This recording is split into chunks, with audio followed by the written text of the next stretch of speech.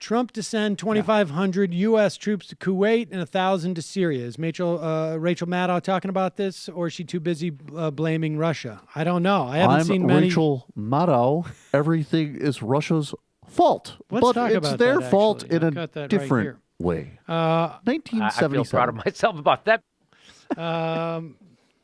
Did you do a video on that yet? Two stories. It's not just that, actually. Two stories that struck me in terms of all we were told about how Donald Trump, non-interventionist, not going to be the Hillary Clinton was going to put boots on the ground in Syria and nuke Iran or nuke Russia or whatever it is. It was coming. Dodge a bullet. The Trump administration is moving ahead with plans to make it easier for the CIA and the military to target terrorists with drone strikes, even if it means tolerating more civilian casualties. Isn't that big of us? Isn't that... We're willing to make that stretch. We are willing to tolerate more civilian casualties. That is very, very big of us. The military has already declared parts of Yemen and Somalia war zones, areas of active hostilities in Pentagon parlance, which means the U.S. has greater latitude to launch strikes even if civilian deaths are possible. Some of the Obama administration rules were getting in the way of good strikes, said one U.S. official briefed on the matter. The Obama administration put in place a rule that no drone strike could take place outside a war zone unless there was a near certainty that no civilians would be harmed. Obama also put the White House in the decision loop on most strikes against high-value targets.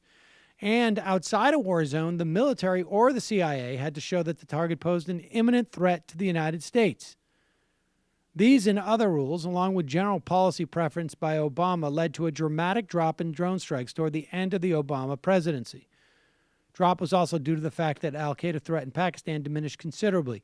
At the height of the Obama drone campaign against al-Qaeda in Pakistan, U.S. was carrying out an average of 2 strikes a week. Many were so-called signature strikes against masses of militants whose names were not even known. By contrast, there were just 38 drone strikes in Yemen last year and 3 in Pakistan, according to the Long War Journal. The administration moved away from signature strikes, which tended to have a higher chance of mishap. Trump also appears to be reversing a policy preference by Obama to get the CIA, for the most part, out of the drone-killing business. Drone strike in Syria last night that killed Abu Hani al-Masari, a longtime terrorist with Osama bin Laden, was the work of the CIA. Human rights groups, which fought for years to get Obama to rein in drone strikes, are dismayed by the Trump approach. At the same time, some former Obama officials told NBC News that many counterterrorism decisions were over-lawyered in Obama's National Security Council. So I imagine we're going to hear a lot from those people who are terrified of Hillary being a warmonger.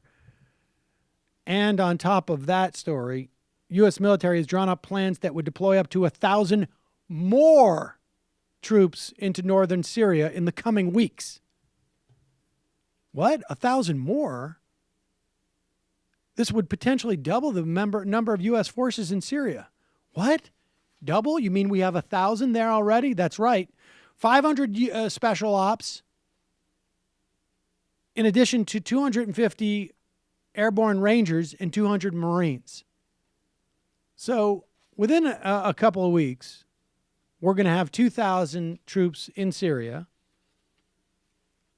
We have 2,200 Marines that are headed towards the region, apparently. And there are 2,500 U.S. Army 82nd Airborne Division troops headed to Kuwait. So, but at least not my wife. We're going to take back that oil, I think, is what Donald Trump said. She would have nuked And Yemen. unless he had a one of those oil evaporating guns, I imagine his plan is to do it on the ground. Remember, now Trump is also taking himself out of any decision-making processes. So this is basically You're leaving it up to the generals, as they say, because generals are always circumspect in using military personnel. Like our defense secretary, look up his record in Fallujah. Right. And of course, generals are always the first ones to say, we should find maybe a diplomatic way of dealing with this. They might be the first ones in this administration. That's true, because of course the State Department's been is going to be cut by 25%, according to Rex Tillerson, or what's his name? Wayne Tracker. And so there very well may not be anybody involved in those things. But I imagine that some people are having certain reactions to all this news that is really comforting. I feel proud of myself about that. Oh, good. Hey, everybody. Sam Seder here. Donald Trump is a bad guy. Believe me. It's true. It is true. And you can subscribe to this channel by subscribing to this channel. It's true.